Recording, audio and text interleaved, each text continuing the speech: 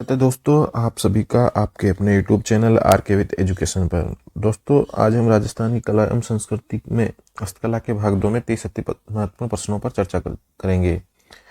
इससे पहले हम भाग 1 में हस्तकला संबंधित 30 अति महत्वपूर्ण प्रश्नों पर चर्चा कर चुके हैं। ये सारे प्रश्न विगत परीक्षाओं में पूछे गए प्रश्न तथा अन्य मानक पुस्तकों पर आधारित प्रश्न है और ये सारे प्रश्न राजस्थान की सभी प्रतियोगी परीक्षाओं, रीट, LDC, सेकंड ग्रेड आदि के लिए समान रूप से महत्वपूर्ण है।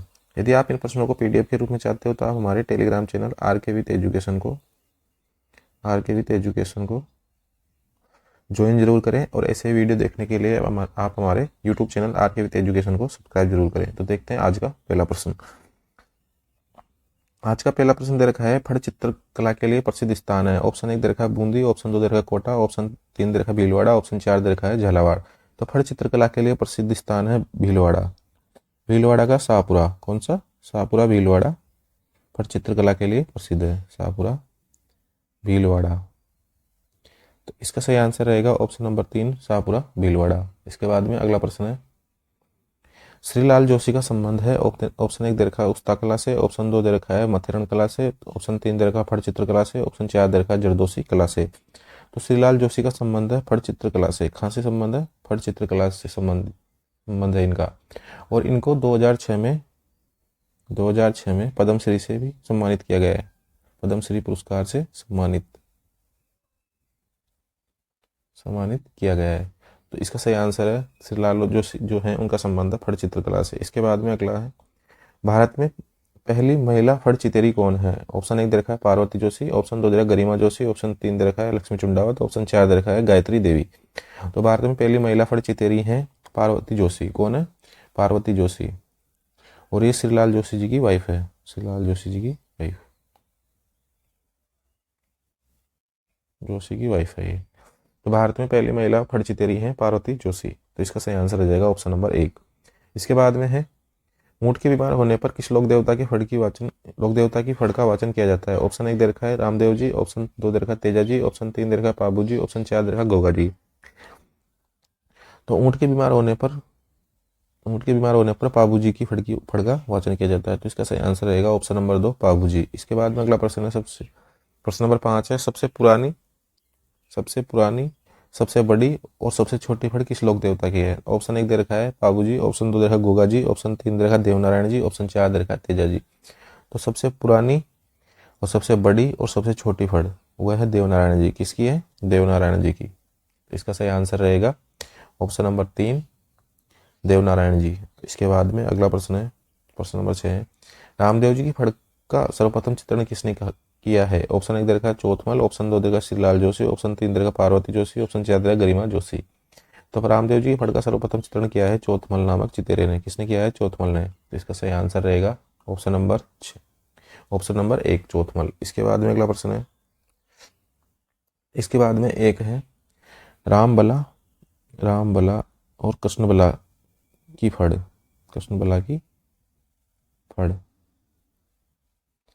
जो जिनका वाचन होता है बिना वाद्य यंत्र के। इनका वाचन होता है बिना वाद्य यंत्र के साथ इसका वाचन किया जाता है। रामबला और कृष्णबला की फड़ का। एक होती है भैंसासुर की फड़। इसका वाचन नहीं किया जाता, केवल पूजा ही की जाती है। इसका वाचन नहीं किया जाता,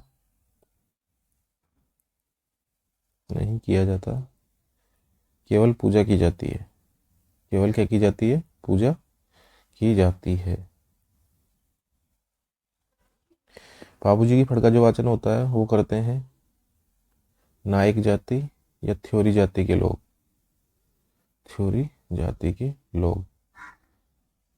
देवनारायण जी की जो फड़ है उस गुजर भोपों के द्वारा, गुजरों के भोपों के द्वारा। इसका सही आंसर हो जाएगा, रामदेव जी की फड़ का जो सर्वप्रथम चित्रण किया है वो किया है चौथमल नामक चितेरे ने। इसके बाद में अगला प्रश्न है, नाथद्वारा चित्र शैली का प्रमुख विषय है। ऑप्शन 1 दे रखा है उस्ता कला, ऑप्शन 2 दे रखा है मथरण कला, ऑप्शन 3 दे रखा है सांझी कला, ऑप्शन 3 दे रखा है पिछवाई कला, ऑप्शन 4 दे रखा है सांझी कला। तो जो नाथद्वारा चित्र शैली है उसका प्रमुख विषय है पिछवाई कला। क्या है? पिछवाई कला। तो इसका सही आंसर हो जाएगा ऑप्शन नंबर 3। इसके बाद में अगला प्रश्न है, केले की सांजी कहाँ की प्रसिद्ध है? ऑप्शन 1 दे रखा है श्रीनाथ जी मंदिर की, ऑप्शन 2 दे रखा है गणेश मंदिर की, ऑप्शन 3 दे रखा है गंगा जी के मंदिर की, ऑप्शन 4 दे रखा है मदन मोहन जी के मंदिर की। तो केले की सांजी प्रसिद्ध है श्रीनाथ जी नाथ द्वारा राजसमंद। सांजी क्या होती है? कुंवारी कन्याओं द्वारा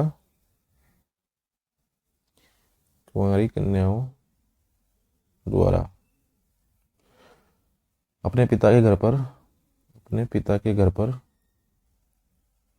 घर पर गोबर से दीवारों पर कुछ आकृतियां बनाई जाती है। गोबर से दीवारों पर आकृतियां बनाई जाती है।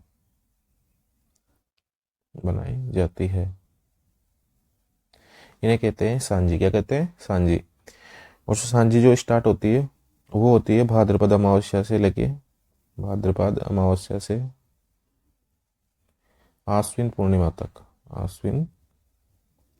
तक। अब देखो प्रश्न नंबर 9 है, आश्विन पूर्णिमा यानी कि जो सांझी के अंतिम दिन होता है के दिन बनाई गई सांझी क्या कहलाती है? ऑप्शन 1 दे रखा गोरा पार्वती, ऑप्शन 2 दे रखा है सांझा कोट, ऑप्शन 3 दे रखा हल्दी, ऑप्शन 4 दे रखा गोलड़ी। तो आश्विन पूर्णिमा यानी कि जो अंतिम दिन होता है ना सांझी का, जिसे भाद्रपद अमावस्या से स्टार्ट हुई और आश्विन पूर्णिमा का अंतिम दिन के दिन बनाई गई सांझी क्या कहलाती है? और ये क्वेश्चन आरबीएससी से लिया गया है, आरबीएससी की बुक में दे रखा है। तो उसको कहते हैं सांझा कोट। क्या कहते हैं? सांझा कोट। और एक मंदिर है मत्स्येंद्र नाथ जी का मंदिर,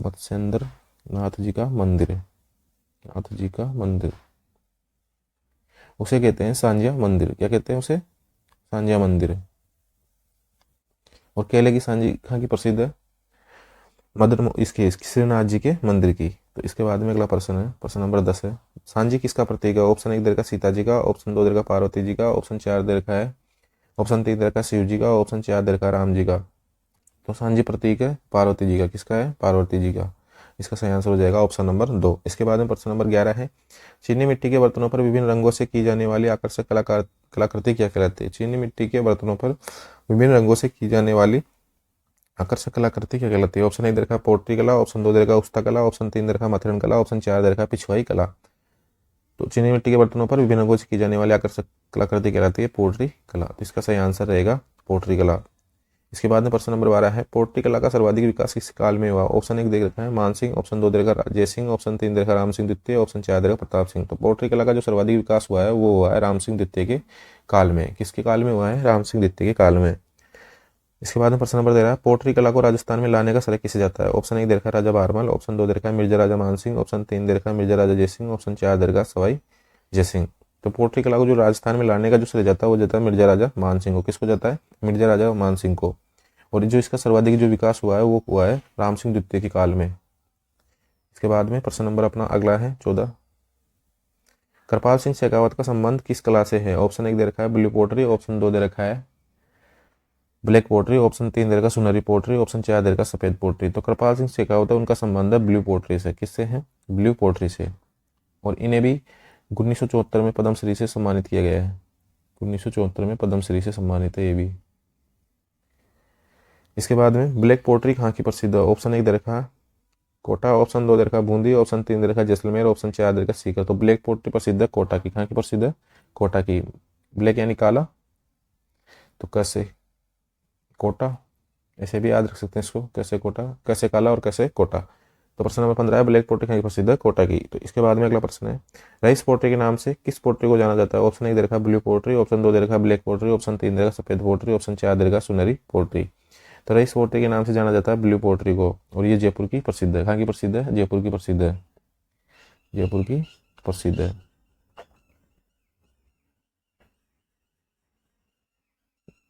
इसके बाद में अगला प्रश्न अपना, सुनहरी पोट्री कहाँ की प्रसिद्ध है? ऑप्शन 1 दे रखा है कोटा, ऑप्शन 2 दे रखा है जयपुर, ऑप्शन 3 दे रखा है अलवर, ऑप्शन 4 दे रखा है बीकानेर। तो कोटा की तो है ब्लैक पोट्री। कौन सी पोट्री है कोटा की? ब्लैक पोट्री प्रसिद्ध है। जयपुर की ब्लू पोट्री। और अलवर की है कागजी पोट्री। कौन सी है? कागजी पोट्री। और बीकानेर की है सुनहरी पोट्री। तो इसका सही आंसर हो जाएगा बीकानेर। सुनहरी पोट्री कहाँ की प्रसिद्ध है? बीकानेर की। इसके बाद में अगला प्रश्न है, काष्ठ कला के जनक माने जाते हैं? ऑप्शन 1 दे रखा है श्रीलाल जोशी, ऑप्शन 2 दे रखा है कृपाल सिंह शेखावत, ऑप्शन 3 दे रखा है राम सिंह, ऑप्शन 4 दे रखा है प्रभात जी सुतार। तो इसका सही आंसर है काष्ठ कला के जो जनक माने जाते हैं वो माने जाते हैं प्रभात जी सुतार को। किसको माना जाता है? प्रभात जी सुतार को। इसके बाद में प्रश्न नंबर 19 है, मांगीलाल मिस्त्री का संबंध किससे है? ये एलडीसी में नहीं, लेब असिस्टेंट में ये वाला क्वेश्चन आया था। लेब असिस्टेंट की एग्जाम में ये वाला क्वेश्चन आया था। तो इसका सही आंसर रहेगा ऑप्शन 1 दे रखा है बेवाण, ऑप्शन 2 दे रखा है कावड़, ऑप्शन 3 दे रखा है कठपुतली, ऑप्शन 4 दे रखा है पोट्री। तो मांगीलाल जो मिस्त्री है उनका संबंध है कावड़ से। किससे है? कावड़ से। और ये कहाँ से संबंधित है इनका? बस्सी चित्तौड़गढ़ से। बस्सी चित्तौड़गढ़ से। इसका सही आंसर हो जाएगा कावड़ से। इसके बाद में अगला प्रश्न है, मंदिर का छोटा रूप जिसमें केवल भगवान का चित्र होता है उसकी मूर्ति नहीं होती है, उसे क्या कहते हैं? ऑप्शन 1 दे रखा कावड़, ऑप्शन 2 दे रखा बेवाण, ऑप्शन 3 दे रखा त्रिपाणे, ऑप्शन 4 दे रखा पाने। तो मंदिर का वह छोटा रूप जिसमें केवल भगवान का चित्र तो होता है लेकिन उसकी मूर्ति नहीं होती, वो होता है कावड़। क्या होता है? कावड़। क्या होता है? कावड़। और एक बेवाण होता है जिसमें भगवान की मूर्ति होती है, भगवान की मूर्ति होती है। ये छोटे छोटे मंदिर होते हैं, इन्हें कहते हैं चलता फिरता मंदिर या मिनिएचर वुड टेम्पल। भगवान की मूर्ति होती है इसमें, भगवान की मूर्ति होती है। इसके बाद में प्रश्न नंबर 21 है, काष्ठ से बनी वस्तु के लिए प्रसिद्ध जगह है। ऑप्शन 1 दे रखा है बस्सी चित्तौड़गढ़, ऑप्शन 2 दे रखा है बस्सी जयपुर, ऑप्शन 3 दे रखा है शाहपुरा जयपुर, ऑप्शन 4 दे रखा है शाहपुरा भीलवाड़ा। तो काष्ठ से बनी वस्तु के लिए प्रसिद्ध है बस्सी चित्तौड़गढ़। कौन सी है? बस्सी चित्तौड़गढ़। इसका सही आंसर हो जाएगा ऑप्शन नंबर 1 बस्सी चित्तौड़गढ़। इसके बाद में भारतीय लोक कला मंडल कहाँ स्थित है? ऑप्शन 1 दे रखा है राजसमंद, ऑप्शन 2 दे रखा है भीलवाड़ा, ऑप्शन 4 दे रखा है बांसवाड़ा, ऑप्शन 4 दे रखा है चित्तौड़गढ़। और ये चारों ही नहीं है इसमें, इसमें है उदयपुर। उदयपुर। भारतीय लोक कला मंडल कहाँ है? उदयपुर में। तो इसका सही आंसर रहेगा उदयपुर। और वह इनकी स्थापना कब हुई थी? इसकी स्थापना हुई थी 22 फरवरी 1952 में। और जो इनको करवाने के जो श्रेय जाता है पदम, इनके जो मतलब इसकी स्थापना में जिसका श्रेय जाता है वह है देवीलाल सांबर। कौन है? देवीलाल सांबर। देवीलाल सांबर के प्रयासों से 22 फरवरी 1952 को भारतीय लोक कला मंडल की स्थापना हुई है उदयपुर में। इसके बाद में अगला प्रश्न है, लकड़ी से निर्मित तलवारों को क्या कहा जाता है? ऑप्शन 1 दे रखा खांडे, ऑप्शन 2 दे रखा त्रिपाणे, ऑप्शन 4 दे रखा पाने, ऑप्शन 3 दे रखा पाने, ऑप्शन 4 दे रखा बाजोट। तो लकड़ी से निर्मित तलवारों को कहा जाता है खांडे। क्या कहा जाता है? खांडे। इसके बाद में अगला प्रश्न है अपना, मोणक या मौन कहाँ के प्रसिद्ध है? ऑप्शन 1 दे रखा है मेड़ता, ऑप्शन 2 दे रखा कुचामन नागौर, ऑप्शन 3 दे रखा खंडेला सीकर, ऑप्शन 4 दे रखा गंगस सीकर। तो मोणक या मौन कहाँ के प्रसिद्ध है? मेड़ता नागौर के। जो बड़े बड़े मिट्टी के बर्तन होते हैं ना उन्हें कहते हैं मौन या मोणक। बड़े बड़े मिट्टी के बर्तन, मिट्टी के बर्तनों को। और ये प्रसिद्ध है मेड़ता नागौर के। इसके बाद में तीर कमान के लिए प्रसिद्ध स्थान कौन सा है? ऑप्शन 1 दे रखा बांसवाड़ा, ऑप्शन 2 दे रखा राजसमंद, ऑप्शन 3 दे रखा चित्तौड़गढ़, ऑप्शन 4 दे रखा प्रतापगढ़। तो तीर कमान के लिए प्रसिद्ध जगह है बांसवाड़ा। कौन सा है? बांसवाड़ा। बांसवाड़ा में कौन सा स्थान है? चंदू जी का गढ़ा। चंदू जी का गढ़ा नामक जगह है, चंदू जी का गढ़ा, गढ़ा नामक स्थान है। तो यह वहाँ के क्या है? तीर कमान प्रसिद्ध है।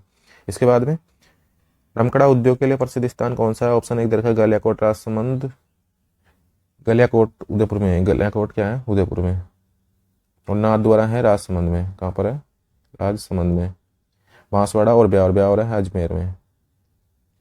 तो रमकड़ा उद्योग के लिए प्रसिद्ध स्थान कौन सा है? ऑप्शन 1 दे रखा है गलियाकोट, ऑप्शन 2 दे रखा है नाथद्वारा, ऑप्शन 3 दे रखा है बांसवाड़ा, ऑप्शन 4 दे रखा है ब्यावर। तो इसका सही आंसर रहेगा रमकड़ा उद्योग के लिए जो प्रसिद्ध है वह है गलियाकोट।